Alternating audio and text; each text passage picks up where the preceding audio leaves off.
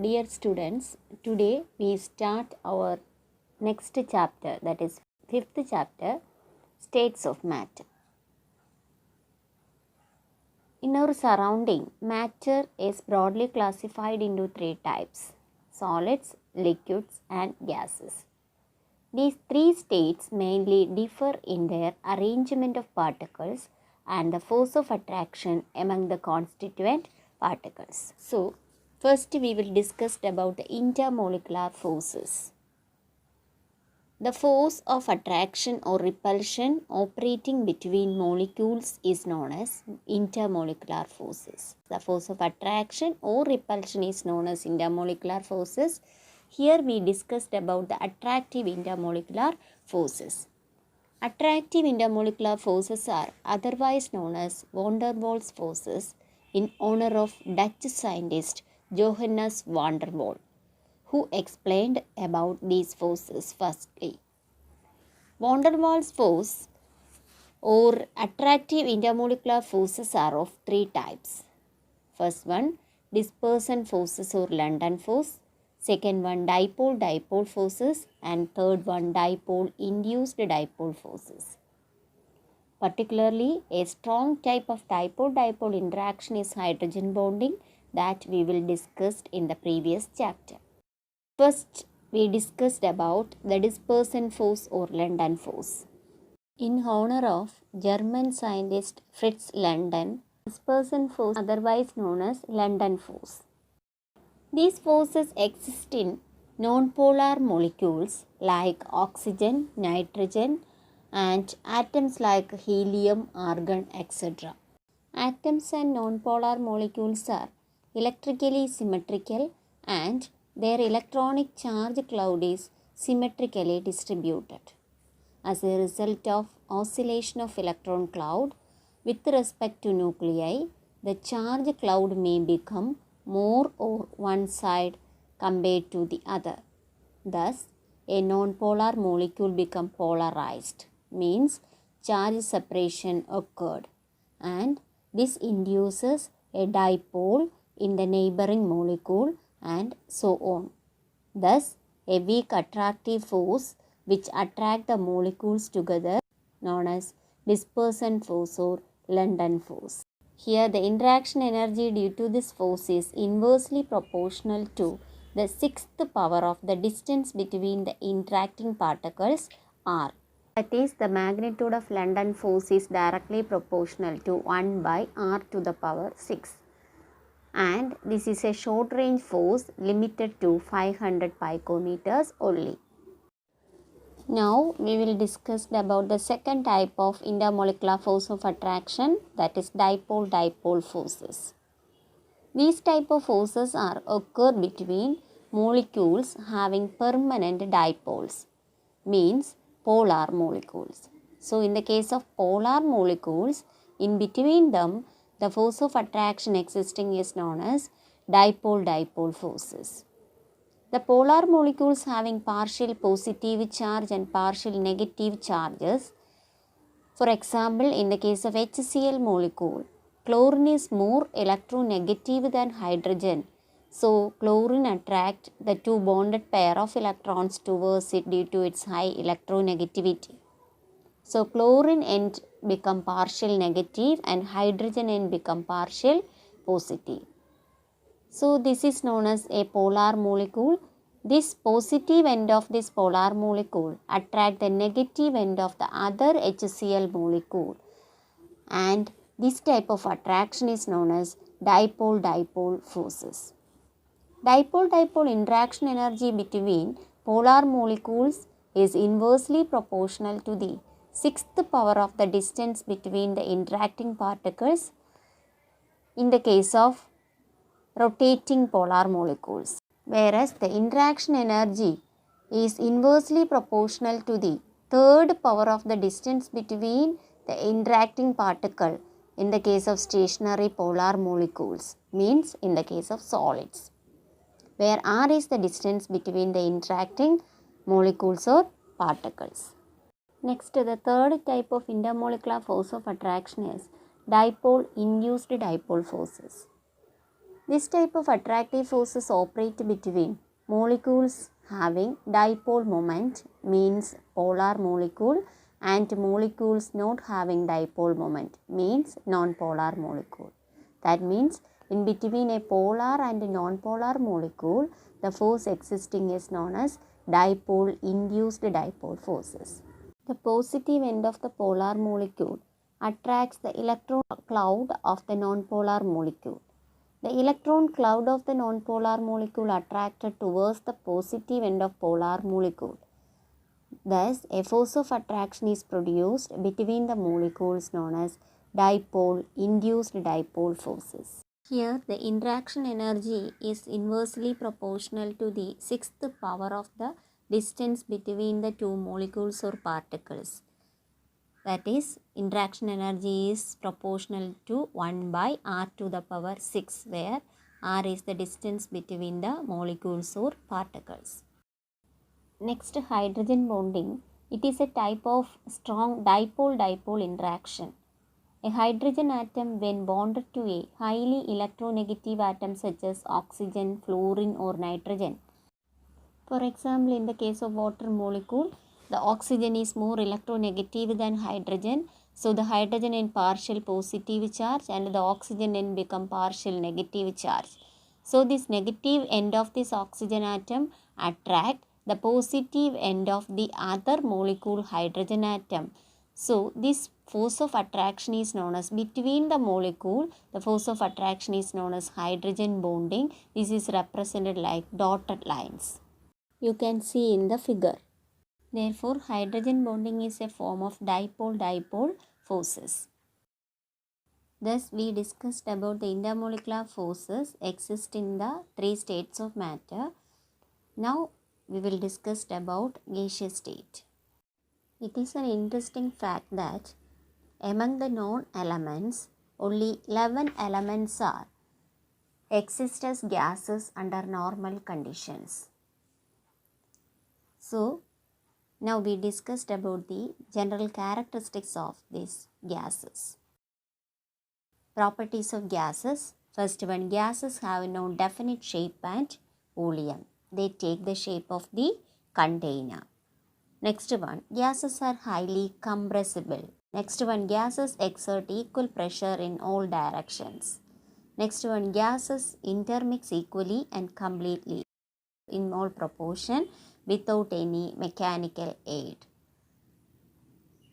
Next one, gases have lower density than solids and liquids. So, these are the important characteristics.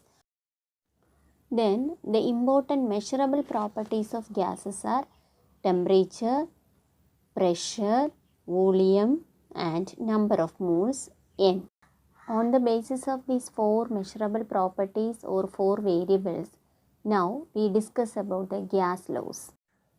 Gas laws are quantitative relationships between any two of the above four variables, that means pressure, volume, temperature and number of moles, keeping two of them constant at a time. So, important gas laws are Boyle's law, relationship between volume and pressure, Charles' law, relationship between volume and temperature, Gay-Lussac's law, relationship between pressure and temperature, and Avogadro's law, relationship between volume and number of molecules or number of moles. First, we will discuss about Boyle's law. This law was proposed by Robert Boyle in 1662, states that the pressure of a given mass of a gas is inversely proportional to the volume at a constant temperature.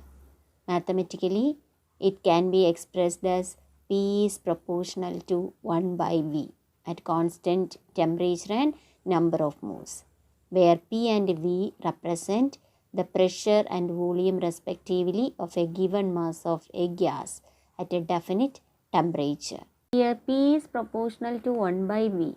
For removing this proportionality sign multiplied by a constant K, then we get P is equal to K by V.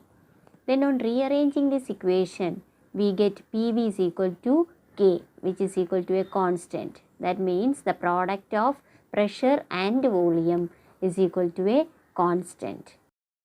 Then consider a gas with initial pressure P1 and initial volume V1 changes to the final pressure P2 and the final volume V2.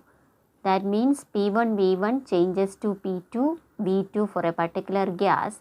Then according to Boyle's law, P1 V1 is equal to P2 V2, which is equal to a constant. That means the product of pressure and volume become a constant. Next, graphical representation of Boyle's law. Pressure is plotted on y-axis and the volume is plotted on x-axis and the temperature is kept constant. Then we get a graph like this. That means when pressure increases, volume decreases. So such type of graphs are known as isotherms. Here the temperature is kept constant. So such graphs are known as isotherms. Then we plot another graph with 1 by V on x-axis and pressure on y-axis. Then we get a graph, straight line graph like this. From this graph we can identify that P and 1 by V are proportional to each other directly, because when P increases, 1 by V also increases. So this is about Boyle's law. Volume of a fixed amount of gas is inversely proportional to its pressure at a constant temperature. Next we will discuss about Charles' law, relationship between volume and temperature. Charles' law states that at constant pressure, the volume of a fixed amount of gas is directly proportional to the absolute temperature. That means mathematically V is proportional to T. For removing this proportionality sign multiplied by a constant, then we get V by T is equal to a constant. Then consider the initial volume V1 and initial temperature T1 of a particular amount of gas changes its volume to V2 and temperature to T2. Then according to Charles' law, V1 by T1 is equal to a constant which is equal to V2 by T2. That means V1 by T1 is equal to V2 by T2, which is equal to a constant. Next, graphical representation of this Charles' law. Charles measured the volumes of fixed mass of gas at different temperatures at constant pressure and plotted volume against temperature. He got straight line graphs. The graphs which obtained by plotting volume against temperature at constant pressure is called isobars. He got several graphs like this. He extrapolated this graph on x-axis, then all the straight line graph meet the temperature axis at minus 273.15 degrees Celsius for all gases. It has been found that the volume of any gas would become zero at minus 273.15 degrees Celsius. This means that the gas will not exist. This is the lowest hypothetical temperature at which all gases are supposed to have zero volume is called absolute zero. The scale of temperature based upon this choice of zero is called absolute scale of temperature or Kelvin scale of temperature or thermodynamic scale of temperature. Thus, any temperature on the Celsius scale can be converted to that in Kelvin scale by adding 273.15 approximately 273 to the value on the Celsius scale. So, temperature in Kelvin scale is equal to temperature in degrees Celsius plus 273. So, this is about Charles' law.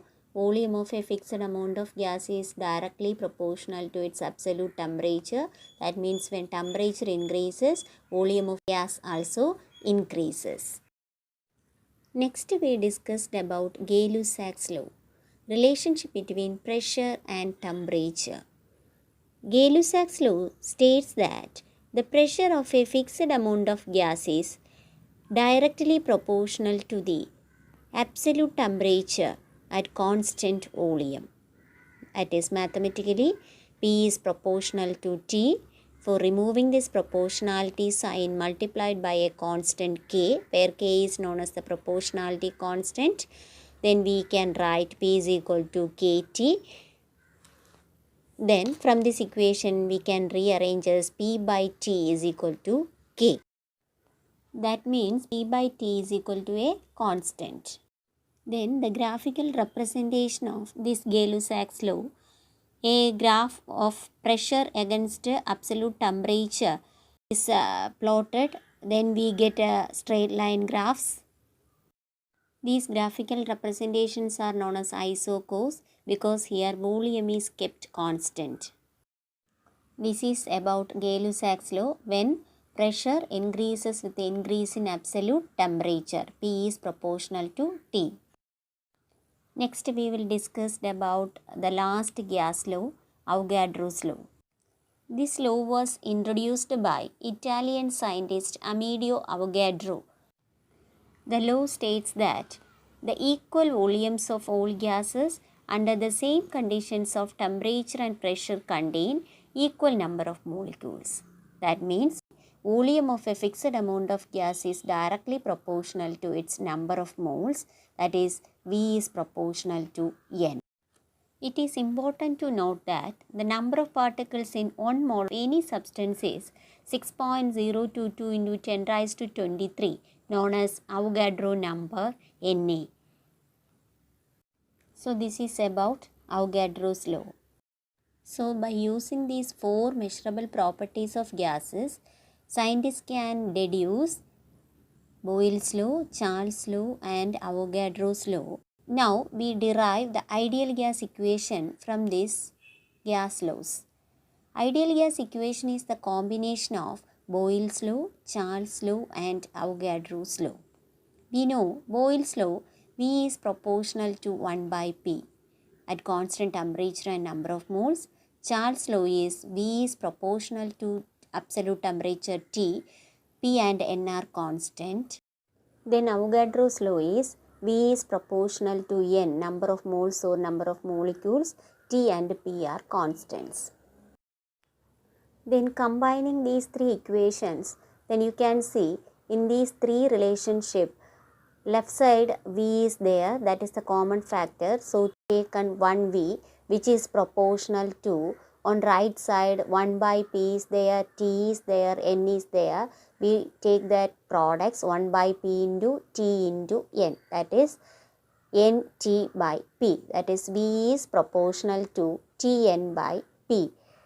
Then for removing this proportionality sign multiplied by a constant R, this constant is known as universal gas constant. On rearranging the equation, then we get PV is equal to nRT. PV is equal to nRT. This equation is known as ideal gas equation, where R is known as the universal gas constant. So ideal gas equation is PV is equal to nRT, where P is the pressure, V is the volume, R is the universal gas constant, N is the number of moles, T is the absolute temperature. Next our portion is combined gas law. You know the ideal gas equation PV is equal to nRT. On rearranging the equation PV is equal to nRT, then we get PV by T is equal to N into R. For a fixed amount of gas, N is a constant. Then you know R is already a constant. Then we get PV by T is equal to a constant because N into R is a constant. Therefore, PV by T is equal to a constant, we can write. Now we consider 2 conditions. The initial pressure, volume and temperature of a gas is taken as P1, V1 and T1. Changes to its final value P2, V2 and T2. Then PV by T is equal to a constant. Then for the first condition we can write P1 V1 by T1 is equal to a constant NR, and the second condition we can write P2 V2 by T2 is equal to a constant NR. Then from this relationship we can write P1 V1 by T1 is equal to P2 V2 by T2, which is equal to a constant Nr. This expression is known as combined gas law. Next, we will discuss about the relationship between density and molar mass. We know the ideal gas equation PV is equal to nRT. From this equation, we can arrange N by V is equal to P by RT. Then you know number of moles N is equal to given mass small letter m divided by its molar mass capital letter M. So instead of N, we can write m by m, given mass by molar mass. Then from this equation we can write m divided by mv is equal to P by RT, where m is the molar mass of the gas. Then from this equation m by v, mass by volume, is the density. Then substitute the value of density in this equation, then we get d by m is equal to P by RT. From this we can write the molar mass of the given gas m is equal to dRT by P. So the density also calculated as d is equal to Pm divided by RT. So this is the relationship between density and molar mass of the given gas. Next our portion is the Dalton's law of partial pressures. This law was formulated by John Dalton. It states that the total pressure exerted by the mixture of non-reactive gases is equal to the sum of the partial pressures of individual gases. So we can explain with the help of an example. Now we consider hydrogen gas with a mole at constant temperature and volume. The pressure of this hydrogen gas is 0.30 bar, and another gas oxygen with B mole is taken in another container with pressure 0.45 bar. Then these gases are mixed together. Then according to Dalton's law, the total pressure of this gas mixture is equal to the sum of the partial pressures of these individual gases, oxygen and hydrogen. That means the total pressure is equal to the pressure of hydrogen gas plus pressure of oxygen gas, which is equal to 0.30 plus 0.45 is equal to 0.75 bar. This is Dalton's law of partial pressure. That is, the total pressure of a mixture of non-reacting gas is equal to the sum of partial pressures of individual gases. Generally, we can write P total is equal to P1 plus P2 plus P3 plus etc. We consider a large number of non-reacting gas mixture. Here P total is the total pressure, and P1, P2 and P3 are the partial pressures of the individual gases 1, 2 and 3.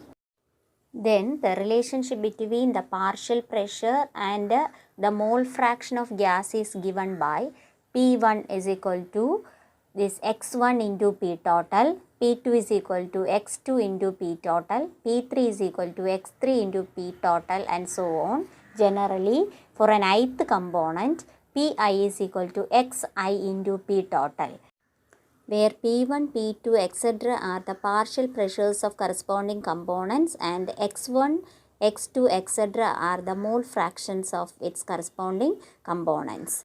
That means the partial pressure of a component is equal to mole fraction into its total pressure. That is, generally Pi is equal to xi into P total. Partial pressure is equal to mole fraction into its total pressure.